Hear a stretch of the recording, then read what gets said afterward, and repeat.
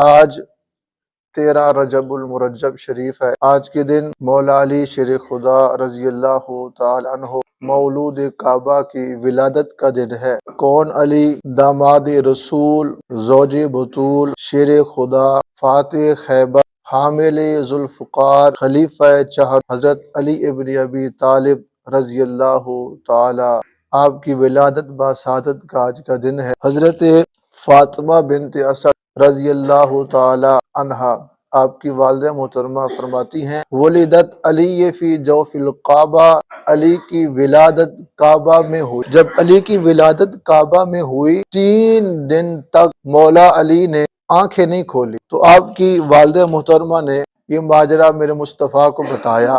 تو جیسے ہی میرے مصطفیٰ مولا علی کے قریب آئے، رخ مرتضیٰ نے رخ مصطفیٰ کو سامنے، تو مولا علی نے فوراً آنکھیں کھولی اور چہرہ مصطفیٰ کی زیارت کی۔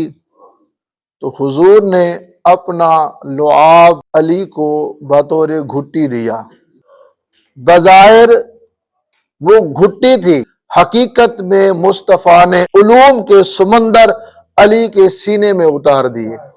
تو یہی تو وجہ ہے، عبداللہ بن مسعود فرماتے ہیں میرے مصطفیٰ نے فرمایا صلی اللہ علیہ وآلہ وسلم، سرکار نے فرمایا اللہ کریم نے 10 حکمتیں نازل فرمائی ہیں، ایک حکمت اللہ نے دنیا میں تقسیم کر دی اور 9 حکمتیں اللہ نے علی کو عطا فرما دی۔ علی کے علم کا عالم دیکھنا چاہتے ہو تو پھر دیکھو، مولا علی نے خود اعلان فرمایا سلونی واللہ ما تسألونی عن شیء الی یوم القیامت، قیامت تک کے لیے کیا ہوگا، جو کچھ پوچھنا چاہتے ہو علی سے پوچھ لو۔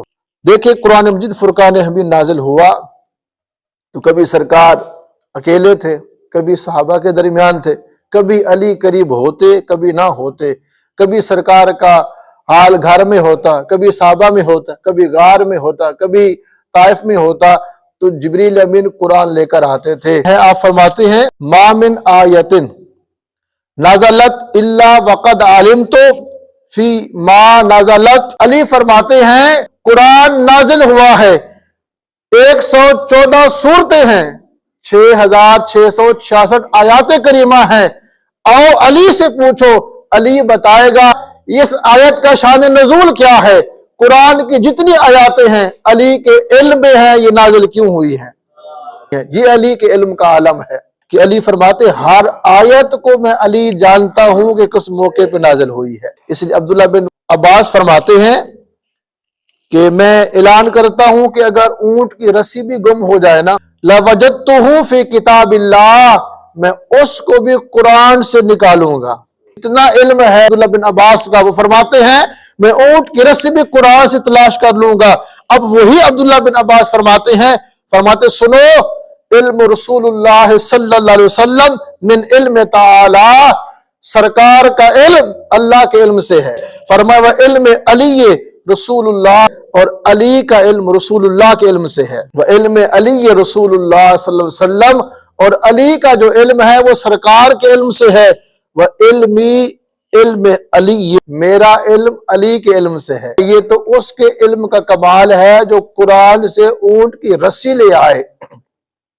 پھر وہی اعلان فرمائے اور فرمایا کہ میرے علم کا کمال جو دیکھ رہے ہو یہ میرا علم نہیں، علی کا دیا ہوا خزانہ ہے، میرا علم علی کے علم سے ہے۔ کمال کی بات امام سیوطی علیہ رحمہ فرماتے ہیں، وہ فرماتے ہیں دیکھو قرآن کا ایک ظاہر ہے، ایک باطن ہے، ایک حرف کا ظاہر بھی ہے، ایک حرف کا باطن بھی ہے۔ فرماتے ہیں واللہ اگر تم جاننا چاہتے ہو کہ قرآن کے ظاہر کو کون جاننے والا ہے، قرآن کے باطن کو کون جاننے والا ہے، مصطفیٰ کے بعد ہم جس کو دیکھا ان القرآن انزال علی بسبعۃ وان علی عند ظاہر والباطن، قرآن کے ظاہر کو مصطفیٰ کے بعد جو جانتا ہے اس کا نام علی ہے۔ قرآن کے ظاہر کو بھی جاننے والا علی ہے، قرآن کے باطن کو بھی جاننا والا علی ہے۔ اور علی خود فرماتے ہیں مجھ سے پوچھو، قیامت تک کے لیے پوچھو میں بتاؤں گا۔